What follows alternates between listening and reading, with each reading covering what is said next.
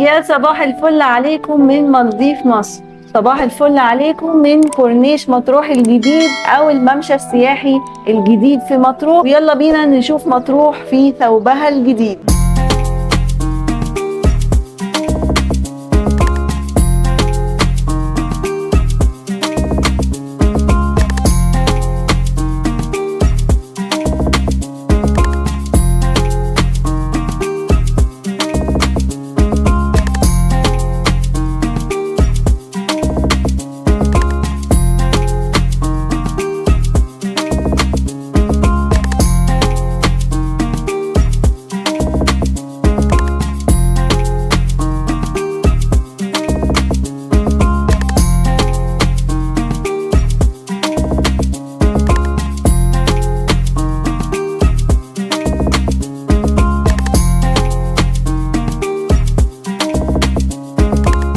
هنبدأ بقى جولتنا من أول مسجد العوام لحد حلة ماركت.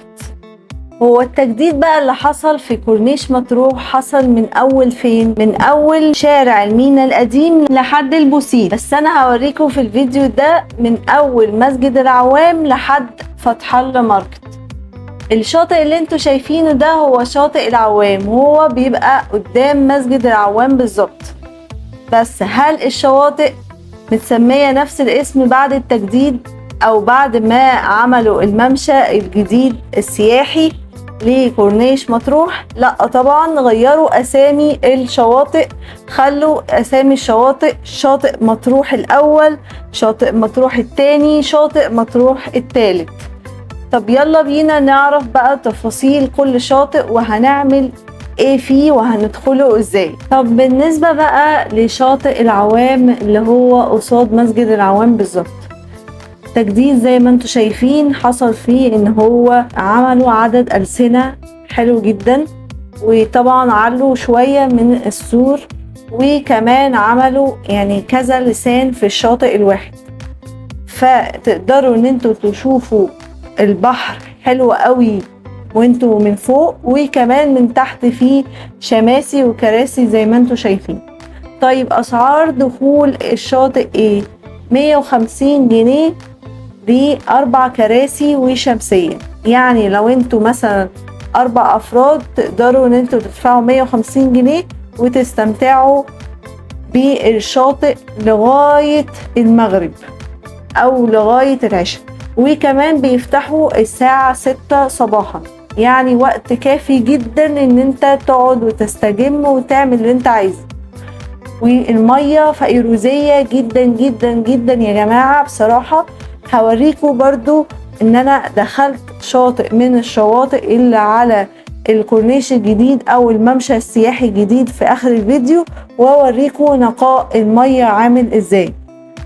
بالنسبة للأعمال الحفر وكده، هم يعتبروا خلصوا أغلب المراحل بتاعة كورنيش، ولموا الرطش، وعملوا كمان رصفوا الطريق، وكمان الأسفلت خلص، وكمان السرعة يا جماعة 40 كيلومتر بالنسبة للعربيات أو الناس اللي هي بتحب تروح بعربيتها. وكمان عاملين لكم باركينج بالنسبة لو عايزين تيجوا بالعربية بتاعتكم تلاقوا مكان قدام الشاطئ على طول، هتلاقوا باركينج في كل مكان فيكي يا كورنيش مطروح.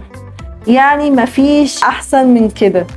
بصراحة التجديد ابهرني، وزي ما انتوا شايفين طبعا مية مطروح الفيروزية بتدرج الالوان بتاعة الشاطئ بصراحة يعني تعتبر مية معدنية زي ما انتوا بتقولوا، فبصراحة مفيش أحلى ولا أجمل من كده. وهنا كان في ولد صغير جاي يقول لنا سعر الشاطئ اللي هو قاعد ناحيته، وكان بيقول لنا إن الشمسية والأربع كراسي 150 جنيه. فأنا بصراحة انبسطت جدا جدا. أهل مطروح طيبين ومحترمين وكويسين بصراحة، وبيرحبوا بالناس وبالمصيفين من أي مكان فيكي يا بلاد العالم بجد.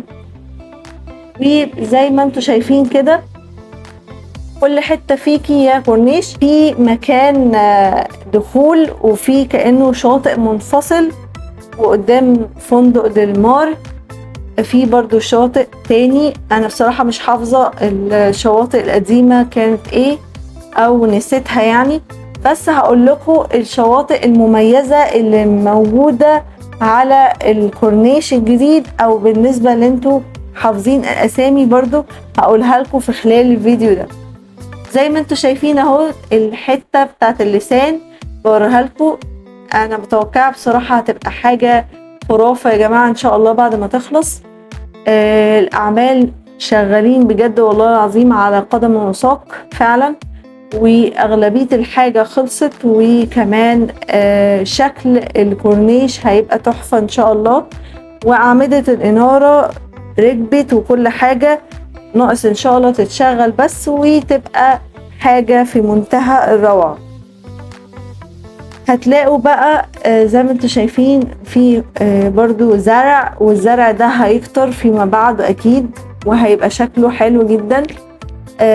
زي ما انتوا شايفين في ألسنة في كل مكان في الشاطئ، في شماسي وكراسي، والناس بدأت خلاص يعني. 150 اللي بتكلم عنها دي في اي شاطئ هتدخلوه، يعني هما مش بيغلوا عليكم خالص. بصراحة ناس محترمة جدا وناس كويسة وبتتعامل معاك بحب. فادخلوا يا جماعة، الشواطئ برضو تحفة يا جماعة بجد، يعني انا انبهرت بشكل الشاطئ من جوه ونظافة ونقاء المية، فدي حاجة حلوة جدا ان انت تبقى حتى قريب من العوام وتنزل على طول الشواطئ اللي هي قدام الكورنيش او على الكورنيش او الممشى السياحي الجديد في مطروح. يعني انا مش عايزة اقول ولا احرق عليكم يعني الحاجة الحلوة دي، وانتوا هتشوفوا بنفسكم وتحكموا في خلال الفيديو ده. هتلاقوا الصف التاني موجود فيه دجاج تكة ودجاج كنتاكي وهاردز والحاجات دي وبيتزا هات، وكل حاجة موجودة على الصف التاني، مفيش حاجة اتغيرت، وفندق ريم ودلمار. اللي اتغير بس اللي هو على الكورنيش كان فيه برضو ماكدونالدز والحاجات دي، الحاجات دي كلها اتشالت.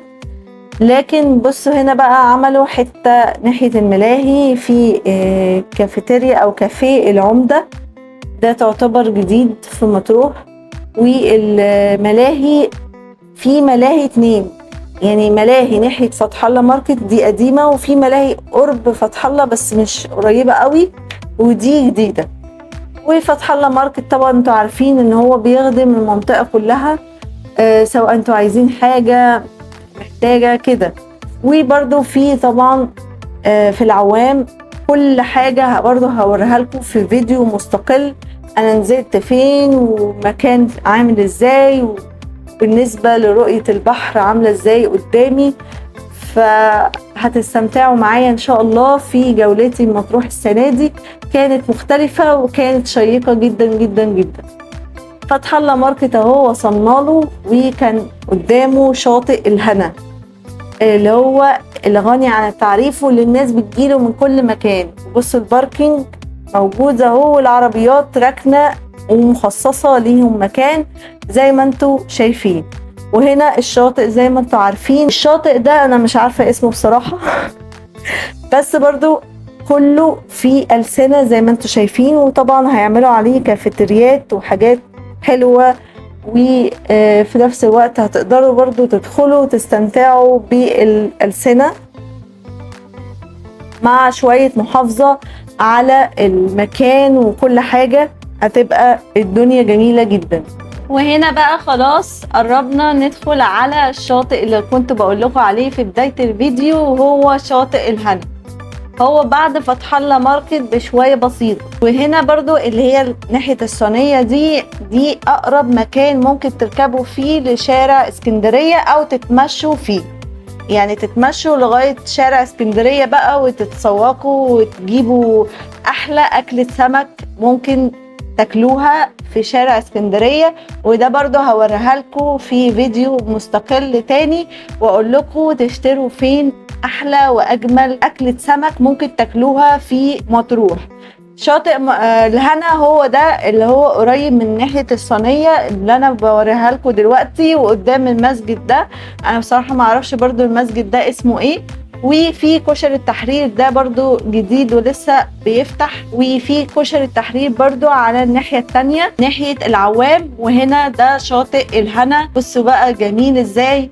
وبرضو الألسنة جديدة، وممكن تتمشوا على الكورنيش وتشوفوا شاطئ الهنا، أو تدخلوا شاطئ الهنا وتتمشوا على الألسنة، وكمان تقعدوا بقى وتستجموا في الشاطئ. وده شاطئ الليدو اللي أنا قلت لكم هدخل شاطئ وأوريكم منظر المية من جوه عامل ازاي. بصوا يا جماعة الجمال والحلاوة بتاعة المية ونقائها.